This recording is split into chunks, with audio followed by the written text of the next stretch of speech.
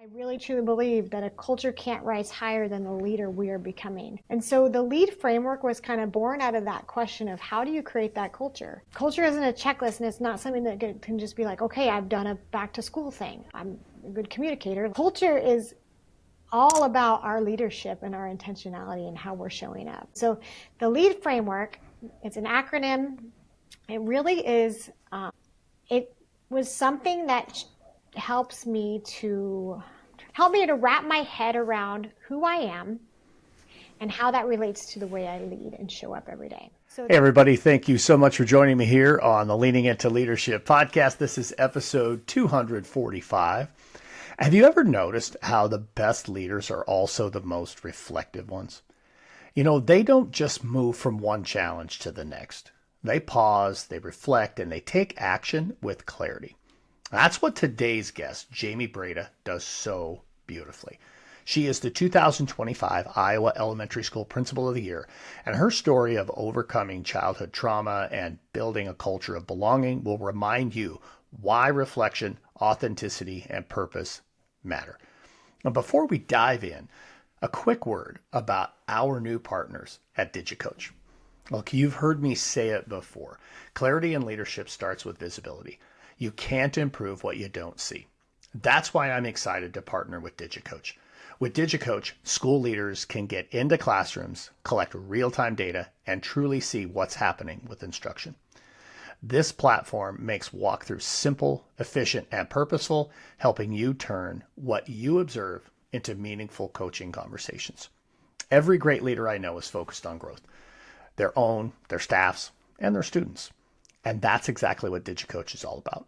When feedback is consistent, supportive, and centered on growth, and not on gotchas, your coaching culture really starts to thrive. If you're ready to simplify the complexity of classroom visits and focus on what really matters most, your students, teaching and learning, then check out digicoach.com and mention that I sent you for special partner pricing. Once again, that's digicoach.com. Now, let's jump into this episode with Jayme Braida. So the L stands for lead by example. The E is embrace your narrative. The A is align your actions. And the D is do the work. All right, everybody, welcome back into the Leaning Into Leadership podcast. My guest on the show today is Jayme Braida. Super excited to have this conversation. Jayme was recently named the 2025 Iowa Elementary School Principal of the Year. Before we hit the record button, Jayme was sharing how she had just been in Washington, D.C. with the National Distinguished Principal, which is always so much fun and always such a great opportunity to celebrate other principals of the year. I'm sure we're going to talk about all of those kinds of things. We'll talk about Jayme's LEAD framework, but let's just do this first. Jayme, welcome into Leaning Into Leadership. Thank you so much for having me. I love your podcast, so I'm just really honored to be here right now. Oh, absolutely. I appreciate that so much. And anytime I get a chance to sit down with a fellow principal of the year, it's a lot of fun. And I'm always curious. I want to have you talk a little bit about your background. But before we do that, I'm always curious with fellow POIs, like, how did you find out that you were being named principal of the year? And what are maybe some things that not necessarily have changed, but some things that have come, like, I guess, your way, opportunities or maybe obligations that go along with that POI title? Yeah, so it wasn't super eventful. It was the very next day after our peer interviews, and I knew that I was going to get some kind of a phone call. And so I got a call from Heather Buckley. She was a former POI, and she was one of the peers that sat in on the final interviews. And she started out with this, we loved your story. It was super impactful. And I was just waiting for that letdown of, we recognized someone else. And she said, we'd love you to be representing Iowa as our next principal of the year. And I just started crying. And so, I mean, it's very emotional for me to know, if you know my history, my backstory, which I can get into later, it's just a very surreal moment. And that's what this whole past 6 months have been, is just surreal. It's been podcasts and interview opportunities, and then traveling to Washington, D.C. was absolutely incredible. It was an incredible 3 days of just collaborating and celebrating and all of that. something I could have never dreamed of as a child. And so it was extra special to me just getting to experience all that. And then the entire recognition has been a catalyst for me to really jump into different leadership experiences. And I know you're going to ask the question later because I always hear it at the end of your podcast. How are you leaning into leadership? So I won't say too much, but it really was a catalyst to just start expanding my leadership beyond the walls of my building. Yeah, excellent stuff. So you mentioned it in there, and I'll say this before we get to talking about maybe your backstory. But once you are a principal of the year, you are forever a principal of the year. I've heard a few people say, hey, I'm a former principal of the year. You're never a former. You will always be a principal of the year, and it's something that carries with it some responsibility, I think, to pour into other leaders. I think it's something that certainly distinguishes you and is something very strong that says this is somebody who is genuinely dedicated to the craft of leadership and has really worked to pour into the people that they lead. So I know I've said it to you before, but I'll say it here with the actual recording. Congratulations on that. It is an incredibly well-deserved honor for you to be the Iowa Principal of the Year for 2025. So let's go ahead and maybe back it up a little ways, maybe jump in the Wayback Machine as far as you want to go, and tell a little bit of that backstory that leads up to you being an elementary school principal and ultimately, I guess, being named Principal of the Year. Sure. So I'll just start with, I'm Jayme Braida, currently serve as the pre-K through second grade principal at Columbus Elementary. It's a small rural district in south central Iowa, in the school district of Chariton, Iowa. I tell people all the time I have the absolute best job in the world, and I can't imagine doing anything else. I truly can't wait to go to work every day because I'm filled with so much joy with the job. So I've been in education for 18 years. I started my career as a classroom teacher, teaching 4th and 5th grade, and then I stepped into the role of instructional coach and then became a building administrator. I took a year off in the middle of that 8 years of administrator to go into a very urban setting and coach principals. So I spent a year coaching and consulting building principals in Des Moines Public Schools, and then was just called to come back to my roots where I first started teaching in Chariton and lead the school that I first started in the district I first started teaching in. My story there, however, was not it was not an easy journey to get to where I was. And I don't think I ever intended to become a teacher. I kind of stumbled upon teaching because I hadn't declared a major by junior year and thought, I like kids, so I'll just get into it that way. As a matter of fact, I still run into people from my childhood who say things like, I cannot believe you are a school principal. Because I was a very challenging child. I was in trouble quite a bit. I had undiagnosed ADHD, a lot of anxiety, and just with that came all sorts of behavior problems. And, I probably look like your typical kid on the outside. I dressed the part, I was in all the activities, but at home, there was a lot of trauma in my life. As a matter of fact, kind of as a result of that trauma, I had 4 siblings. 2 of them did not graduate from high school. My sister had a full-blown meth addiction by the time she was 19 and had been in and out of multiple correctional facilities and drug rehab centers. And then my oldest sister tragically died of a drug overdose. And so I was really headed for that same fate until one educator, my 5th grade teacher, saw me for more than my challenging behavior and just spoke so much truth over me and believed in me. Looking back, now that I've literally became a 5th grade teacher because of that woman, I know she's the reason that I lead the way that I do. And I have put such an emphasis on relationships, connection, and belonging because those are things that I needed growing up. So anyway, that was a lot, but you can see how having a story like that, that's what makes my recognition as Principal of the Year. I'm standing in this room with all these amazing leaders. It was so surreal to me last week to share my story with them and to realize how far I've actually made it.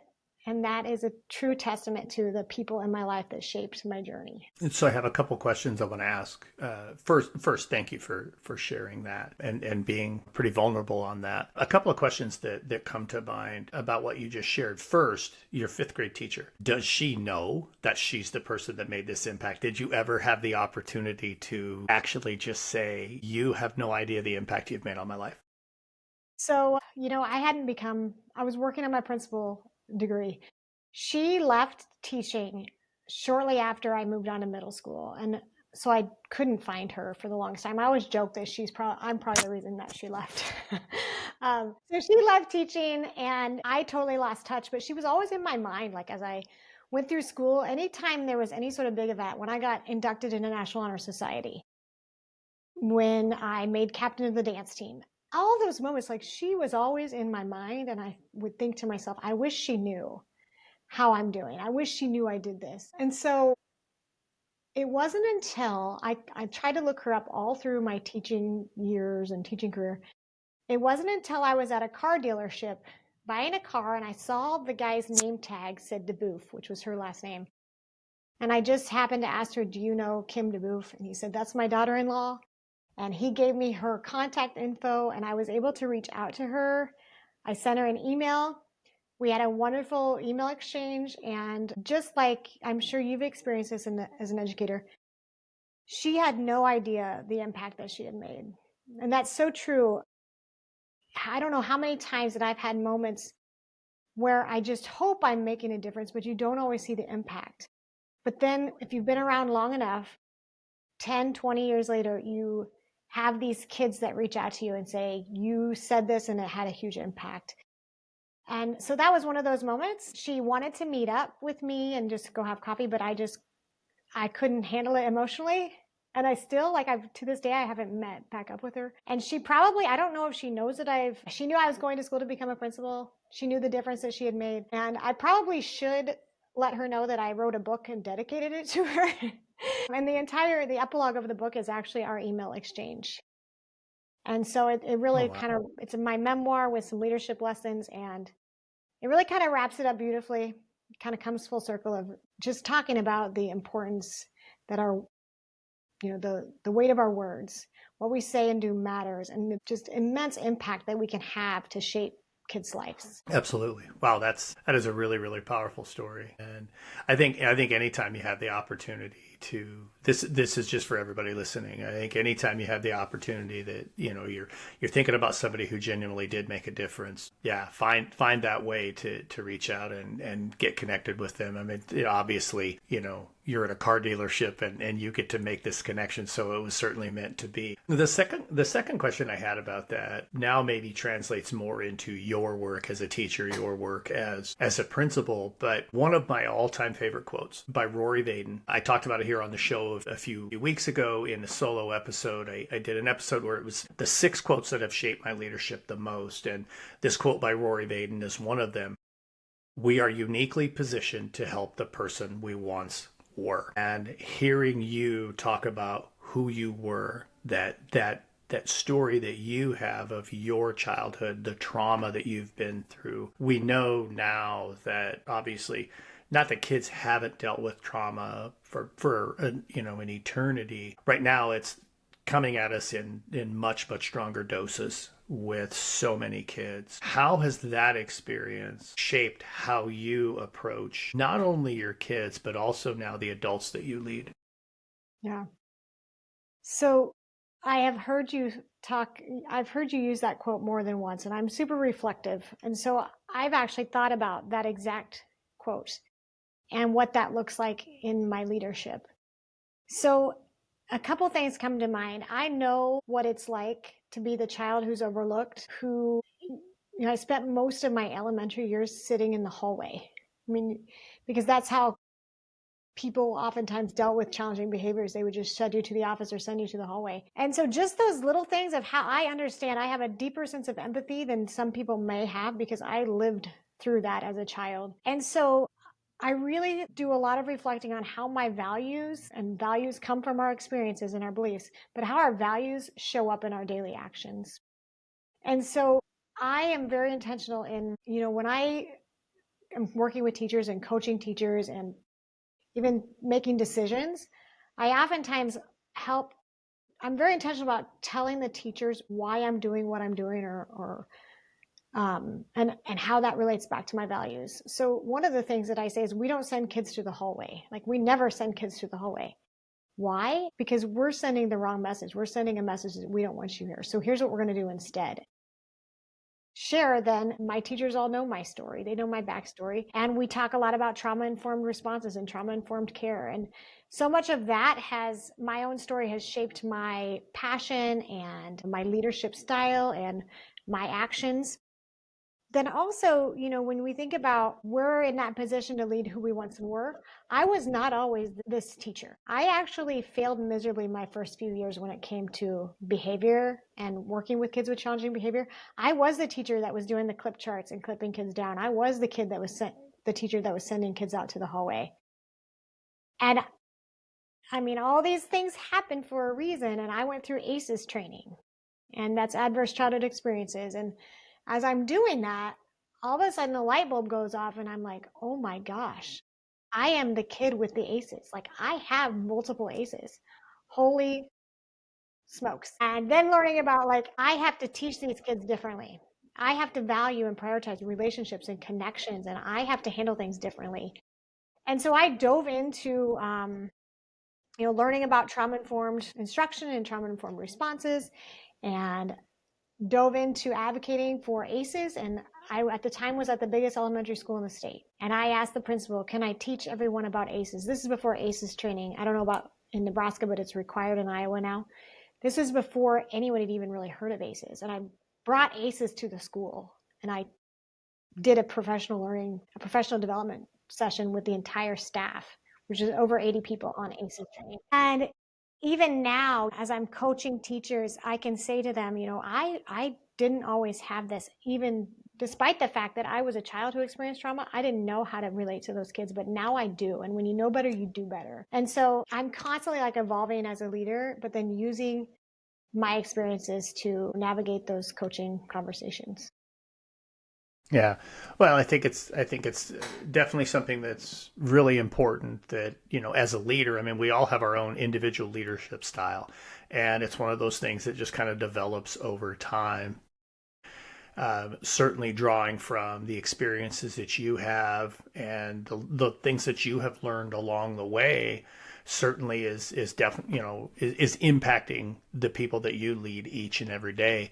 I know another piece of that certainly is your lead framework that you have kind of modeled your own leadership around. I want to have you talk about it because it is very much an experiential, like, hey, this is how I've been leading. Now let me actually capture it into something that others can learn from, and that can be, very much a formula, a framework for being a successful leader. So let's have you talk a little bit about that, because I think it's definitely some powerful stuff. Yeah, absolutely. So, before we talk about the lead framework, I really want to emphasize culture. Culture is where everything has to start, and it doesn't just end with culture. Like, culture is ongoing, something we have to attend to all the time. And one of the things I'm most proud of, I just had someone ask me this morning, what are you most proud of with this recognition? I said, it's not about the recognition. It's what it represents. It represents what we have been able to do in our building with our school culture. We have a very positive, collaborative culture, and it is filled with joy. And I think schools have to be places of joy where just connection, there's a strong sense of belonging, and it's just part of the daily experience of students and staff. And when people can have joy, and that doesn't mean things are perfect, because we go through some hard things, but it means that we can be kind of content in all circumstances, and we're going to choose to be resilient and positive and have gratitude through the hard stuff. We can find purpose and hope even in the hard moments and be resilient and joy-filled. Having that kind of culture makes all the difference. It's the type of place where educators can come and not just survive, but thrive. And so that has taken intentionality on my part to build those trusting relationships, to build that relational culture. And I really truly believe that a culture can't rise higher than the leader we are becoming. And so the lead framework was kind of born out of that question of, how do you create that culture? Well, culture isn't a checklist, and it's not something that can just be like, okay, I've done a back to school thing. I'm a good communicator. Like, culture is all about our leadership and our intentionality and how we're showing up. And so the LEAD framework, it's an acronym. It really is, it was something that helps me to, I'm trying to figure out how to word this. It's help me to wrap my head around who I am and how that relates to the way I lead and show up every day. So the L stands for lead by example. The E is embrace your narrative. The A is align your actions. And the D is do the work. Okay. So you look very like you're really following along here. I like it. Okay. So the example, that is really this idea that everything comes from the leader and we have to model the values that we want lived out every day. And we have to do it intentionally. We have to communicate those values. So first of all, we have to know what our values are. And when we know what they are, then we can live them out on a day-to-day basis. So it takes some reflection. My year where I worked with principals and I would ask them, one of the questions I would ask was, what do you value? What are your core values? Especially principals that struggled. They struggled with their morale, keeping culture high. They struggled making decisions. People that kind of swayed back and forth. They really had never answered that question. Like, what do I truly value? When we know, then we can stand on our values and be confident in our decisions. People are always watching. They're watching how we respond to challenges, how we treat other people, how we show up. And being consistent in our actions builds the trust that we need to inspire others to really show up and show up well. So we have to lead by example. The next one is really embracing our narrative. And this is where it kind of goes back to that idea of everyone has stories and things that shape their leadership, good and bad. For me, some of that was my trauma and the things that I experienced and the adults that shaped who I am. But it also has to do with owning our authentic selves every single day and being able to show up as our authentic selves. So I'll give you a couple of examples here. One of the things that I went through is a very messy divorce a few years ago. And one of the biggest reasons why my marriage fell apart was because I was completely married to my work. I had zero boundaries. I was pretty burnt out. I'd come home. The lines were blurred between work and home, and I'd just come home and I would work all night long. And honestly, if I could work all night long, I would, because I love my work. And it's a lot easier sometimes than being a mom. So I have to set boundaries. And so because of my experience with my own divorce and my own burnout experience, I now have the value of balance and boundaries. And so I share that with my staff very intentionally. I don't tell them I don't dump all that on them just to tell them how horrible things were during those years. But I explained that I lived it. That was my lived experience. And because of that, I need boundaries. And so here are my boundaries. And when I can set boundaries and model that for my staff, it allows them to do the same thing. And my staff are also going through messy things. I've dealt with kids, my own children, having some mental health things. Their kids are experiencing some mental health things. They might be experiencing divorce. So when we can show up as our honest, authentic selves, our staff can do the same. Another example would be just like I said earlier, I grew up experiencing trauma, so I understand firsthand the power of caring adults to completely change the trajectory of children's lives. So that's why I lead with connection and empathy and a belief in every single kid. And I'm going to advocate for every single kid, no matter how challenging the situation might be. I want every kid and staff member to feel seen, heard, and valued. And then on the other hand, our experiences can also shape our actions in a negative way if we're not aware of them. So sometimes for me, that's showing up and overfunctioning and always being very busy all the time because I value efficiency. But that can be very negative because that kind of sets this really busy, crazy tone in your building. And so I have to just Absolutely. That's busy energy. Yes, maybe you have the busy energy. You can tell kind of sometimes I have that busy energy even in our conversation right now. So then we get to the A, align actions. And so this is really that constant reflection of, am I acting in a way that aligns with values and holding myself accountable, but also my teams. So when you can establish some of those core values with your team, I'm constantly asking my team, how are our core values showing up in your work this week? How are those core values showing up in how you're leading your own individual teams with my grade level teachers? It's also empowering our teams to lead. Great or exceptional teams are people led. They're team member led. They're not coach led. So I'm always thinking about how can I get my teams to align their actions to and my staff. And then finally, the D is the do the work. Like I said, culture is ongoing. so is leadership development. Leadership is not about perfection. It's just showing up consistently and willing to grow. It's owning our mistakes, seeking feedback. It's looking for those blind spots. And it's really just leading with, humility and courage. And so when leaders can live out those 4 pieces, leading by example, embracing their narrative and showing up authentically, aligning their actions and continuously doing the work, that's when you can shift culture. And if you can't do those 4 things, then it doesn't matter what, your instructional expertise or all these changes you might put into place. You have to be the best leader you can be to shape the culture. What I really love about that, 1, very strong framework.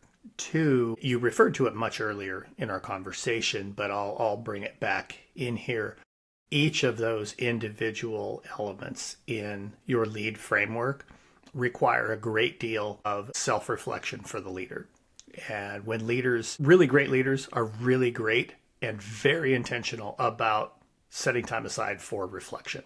That's honestly when the real growth happens. That's really when learning happens. It's people say all the time, I learn from my mistakes, or I learn from, the things that I've done. Well, only if you reflect on them. If you just go make mistakes and then you don't reflect on them, you're genuinely not learning. You're just making mistakes, which that was me my first 2 years, I think, as a building principal, right? But I really love that there's very strong undertones in there every step of the way of, as a leader, you have to be intentional about reflecting. I want to ask you about the book, Seen, Heard, and Valued. Before I do, though, I want to go a little bit deeper with reflecting. It's very evident that you are a reflective leader. For our early career leaders, maybe who might be listening, whether they're administrators or in some other walk of life, and they're falling into that same trap you fell into, the trap that I fell into of work, and if I could work 24 hours a day, I would. You don't get out of that without spending time in reflection. What might be 1 or 2 either ways you reflect now or that you encourage your team to reflect that might be a benefit for them? Let's see. So that is great. I presented the lead framework to brand new administrators before school started this year. And I really encouraged them to use the few weeks before school as a season of preparation to just get clear on their values, because that'll go so far. You can know your values too. I feel like I was pretty solid with my values when I first stepped into the role. So it helps when you know those, because it helps you have the courage to have tough conversations and to make decisions and stand on your decisions. But just like you, I still make tons of mistakes. I'm always making mistakes and learning and doing, but it's through that constant reflection that I can continue to pivot and own my mistakes and shift and change and do better and be better. So one of the ways that I just encourage reflection, and I myself reflect, is I build it into kind of meeting agendas. So a lot of times when we have like BLT, building leadership team meetings, I will ask those reflective questions, like what's one way your core values are showing up this week? Or I might ask my leaders, what's one thing that I'm doing that's getting in the way of our relationship? Or what's one thing that I've been doing that is keeping me from leading or moving the team forward? And I encourage them to ask their teams the same thing. So my grade level team leads, they'll ask their team the same thing. So just constantly building in regular opportunities to seek candid feedback to help us get better. I would really encourage new principals to do that as well. Even if it's 2 or 3 times a year, just ask a question, or maybe it's that end of the year survey. It's intimidating and it's scary, but you have to know your blind spots. One of my greatest mentors, my first year, said to me, he asked me the question of, how do you think people feel about your leadership? Or do you think they think you're a great leader? And I was like, yeah. And then I listed off all these things I did. I do this, I do this, I do this. And he said, you're not answering the question. How do you know that they think you're a great leader? You're just telling me things that you're doing. What is the impact that you can see it having on your staff, and how do you know? So he really challenged me to get their perspective, because their perspective is their reality. Just like my perspective was my reality, and it might not align. And so that has shifted me to never assume people are agreeing with me, never assume that I'm doing all the right things. We don't know until we ask for the feedback on how things are going. So just constantly seeking out that critical, candid feedback really important. Absolutely. That's one thing leaders can't be afraid of, is to genuinely hear that feedback from those that they lead, not just from those who maybe supervise them. You really need to hear that from others. So let's talk really quick about the book. You referenced it earlier, Seen, Heard, Valued. Obviously, it's coming from a lot of what you already do, but maybe share a little bit more about that. Yeah. So the book is a memoir. Every chapter of the book really highlights kind of that critical moment from childhood up till the current day that has shaped my leadership journey. It's been written kind of as a hybrid. So every chapter has kind of my story, and then it has leadership lessons that I learned along the way. And a lot of those leadership lessons are connected to belonging and connection and how we just handle the hard stuff in life. Then at the very end, I do share some of my things like the LEAD framework and just how to create that culture where we ensure all students and staff feel seen, heard, and valued. So, yeah. Yeah, no, that's perfect. I love that. For a long time for me, a big piece has been seen, heard, valued, and trusted. And so to hear you talk about seen, heard, and valued just really hits home. I love that so very much. Okay, so Jayme, our time has just flown by. I've absolutely loved this conversation, but we're at the point where I need to ask you the same question I ask everybody here on the Leaning Into Leadership podcast. You talked earlier like you were prepared for this, so let's hear you knock this thing out of the park. How are you leaning into leadership right now? Oh my gosh, you created a lot of hype. I hope this is good. Okay, so Yeah, no pressure at all. I think about two of my core values. One is growth mindset and just constantly becoming better every day. And the other one is making a difference or making a bigger impact. And so for me, I'm just constantly trying to grow and become better every day, and I'm just chasing excellence. It's not about perfection, it's just becoming better. That's not only with my professional life, but personal life. And as you can tell, I'm super reflective. And that's just not just my work life. It really is at home too. So how can I get healthier? How can I be a better mom and a better partner?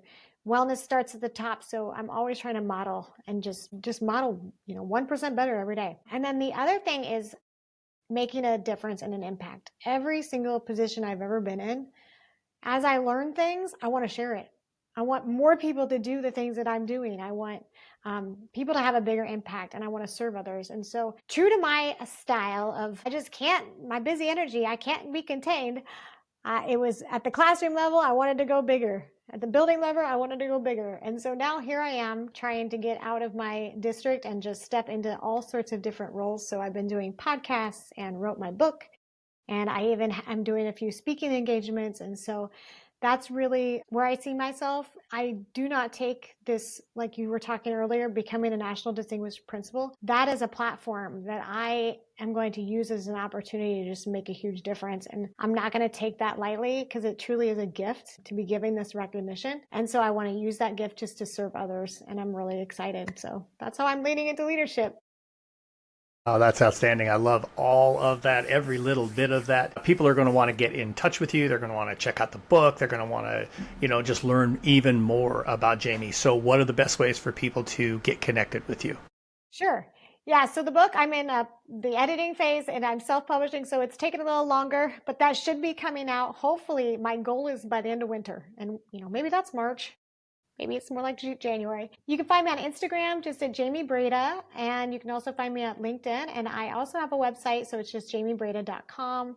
So feel free to check me out. You can subscribe to my newsletter, and I'll be putting some things out there about the book and when that's going to launch. So outstanding stuff. Well, we'll put all that stuff down in the show notes so people have an easy way to go and get connected with you. Jayme Braida, thank you again so much for joining me here on Leaning Into Leadership.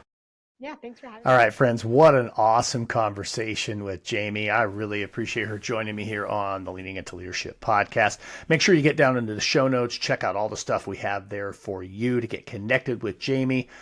Check out her brand new website, and make sure that you reach out to Jayme Braida. And now it's time for a pep talk.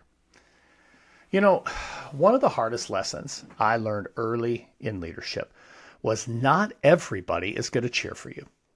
When I first became principal, I had a few people on my team who didn't just question my leadership, they openly criticized it. And I'll be honest, I took it personally.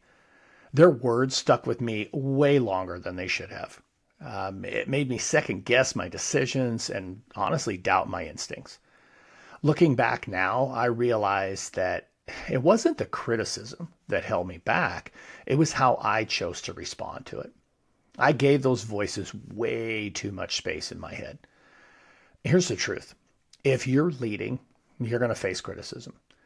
That's just part of the deal. But great leaders don't try to silence the noise. They filter it. They learn to tell the difference between the voices that actually help them grow and the ones that just are there to drain their energy.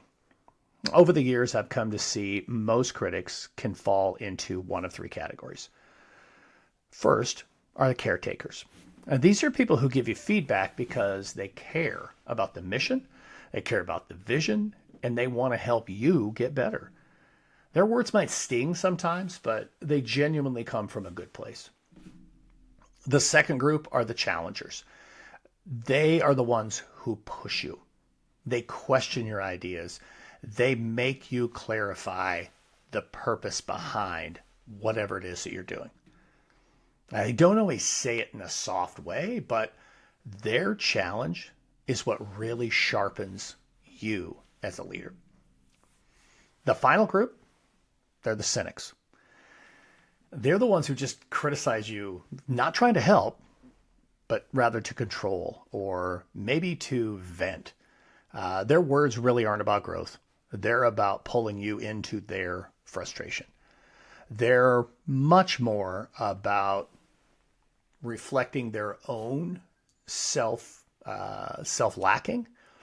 than it is about you. Here's the key. You got to know which voices you should let in. Caretakers make you better.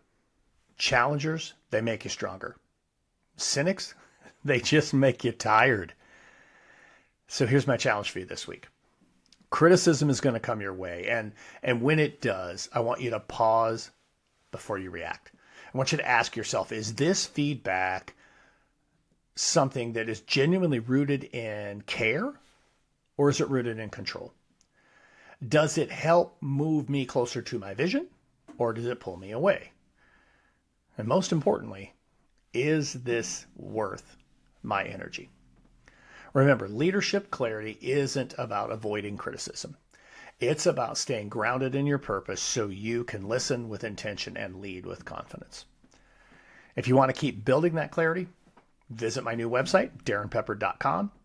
That is a place where you're going to find tools, coaching, resources, all kinds of incredible help to help you lead with focus and purpose. My friends, I want you to keep leading. I want you to keep working. I want you to filter out the noise because your people don't need a perfect leader. They need a clear leader. Hey, that's what I've got for you this week, folks. Thank you so much for joining me here on the Leaning Into Leadership podcast.